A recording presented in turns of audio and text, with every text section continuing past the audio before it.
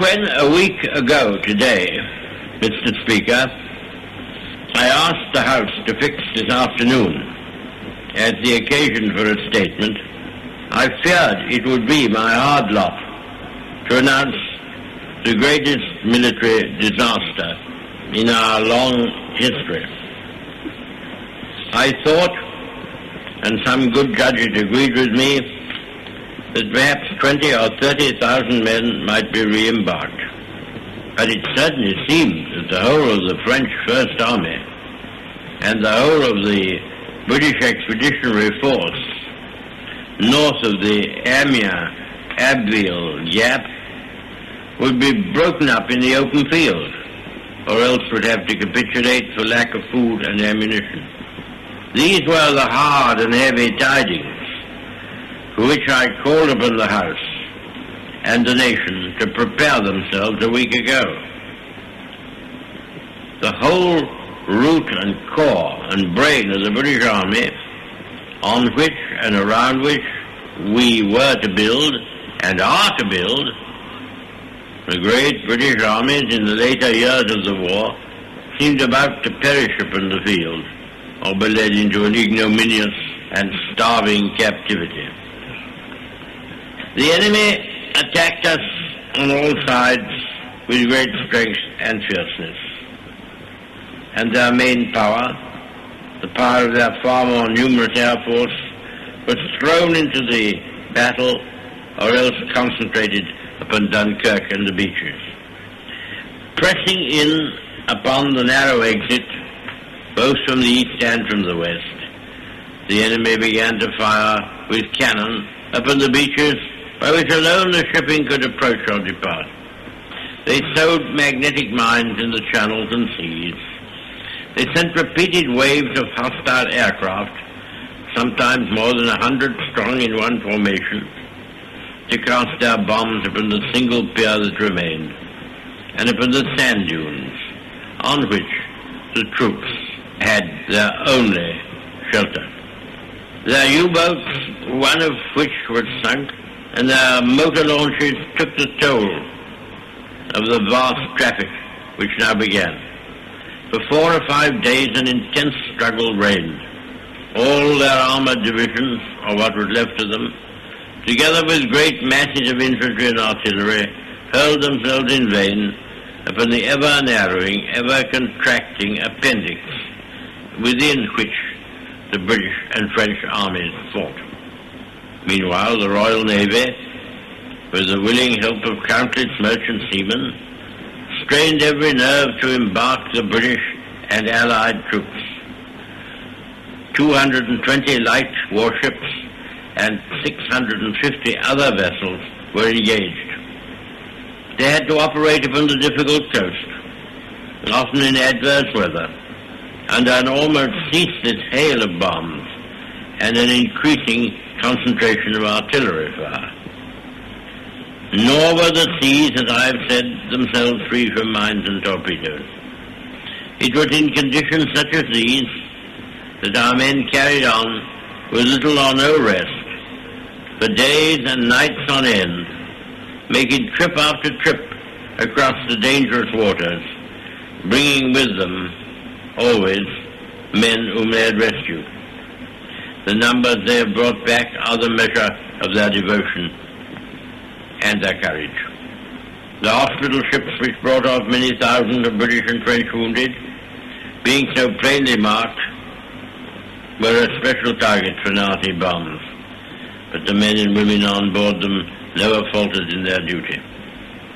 Meanwhile, the Royal Air Force, which had already been intervening in the battle, so far as its range would allow, from our home bases, now used part of its main metropolitan fighter strength and struck at the German bombers and at the fighters, which in large numbers protected them.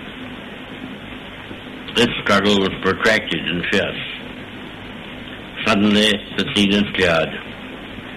The crash and thunder has for the moment, but only for the moment, died away.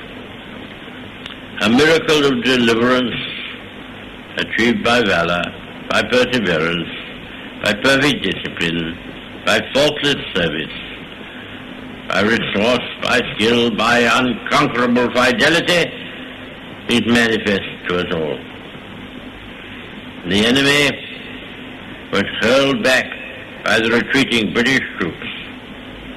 He was so roughly handled that he did not carry their departure seriously. Sir, we must be very careful not to assign to this deliverance the attributes of a victory. Wars are not won by evacuations. But there was a victory inside this deliverance, which should be noted. It was gained by the Air Force. Many of our soldiers coming back have not seen the Air Force at work. They saw only the bombers, which escaped its protective attack. They underrate its achievements. I've heard much talk of this. And that is why I go out of my way to say this. I will tell you about it. This was a great trial of strength between the British and German air forces. Can you conceive a greater objective for the Germans in the air than to make evacuation from these beaches impossible, and to sink all these ships which were displayed almost to the extent of thousands?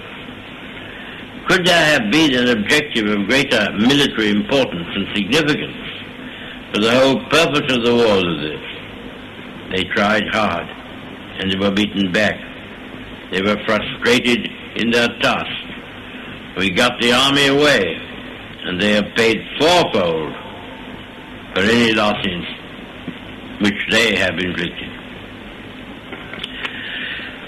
Sir, when we consider how much greater would be our advantage in defending the air above this island against an overseas attack, I must say that I find in these facts a sure basis upon which practical and reassuring thoughts may rest.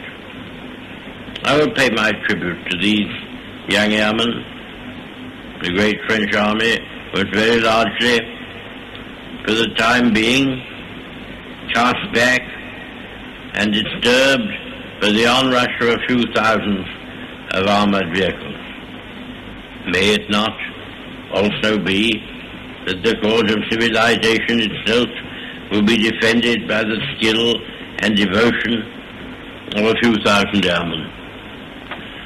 There never has been, I suppose, in all the world, in all the history of war, such an opportunity for youth.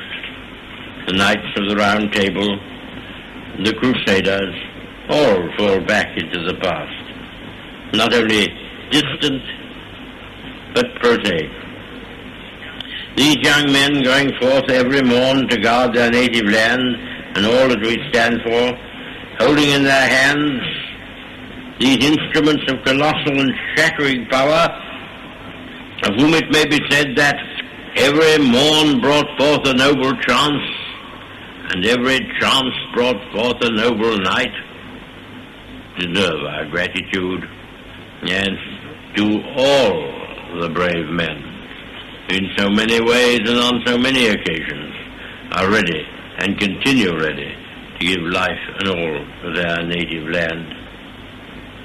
Nevertheless, our thankfulness at the escape of our army and so many men whose loved ones have passed through an agonizing week must not blind us to the fact that what happened in France and Belgium is a colossal military disaster.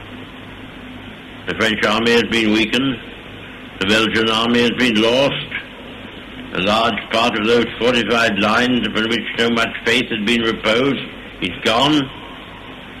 Many valuable mining districts and factories have passed into the enemy's possession. The whole of the Channel ports are in his hands, with all the tragic consequences that follow from that. And we must expect another blow to be struck almost immediately at us or at France.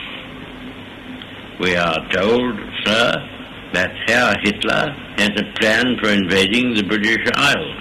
This has often been thought of before. When Napoleon lay at Boulogne for a year with his flat-bottom boats, and his grand army, he was told by someone, there are bitter weeds in England. There are certainly a great many more of them since the British Expeditionary Force returned. So I have myself full confidence that if all do their duty, if nothing is neglected, and if the best arrangements are made, as they are being made, we shall prove ourselves once more able to defend our island home, to ride out the storm of war, and to outlive the menace of tyranny, if necessary for years, if necessary alone. At any rate, that is what we are going to try to do. That is the resolve of His Majesty's government, every man of them. That is the will of Parliament and the nation. The British Empire and the French Republic, linked together in their cause and in their need, will defend to the death their native soil, aiding each other like good comrades to the utmost of their strength. We shall go on to the end. We shall fight in France. We shall fight on the seas and oceans. We shall fight with growing confidence and growing strength in the air. We shall defend our island, whatever the cost may be. We shall fight on the beaches. We shall fight on the landing grounds. We shall fight in the fields and in the streets. We shall fight in the hills. We shall never surrender. And if, which I do not for a moment believe, this island or a large part of it were subjugated and starving, then our empire beyond the seas, armed and guarded by the British fleet, would carry on the struggle until, in God's good time, the new world, with all its power and might, steps forth to the rescue and the liberation of the old.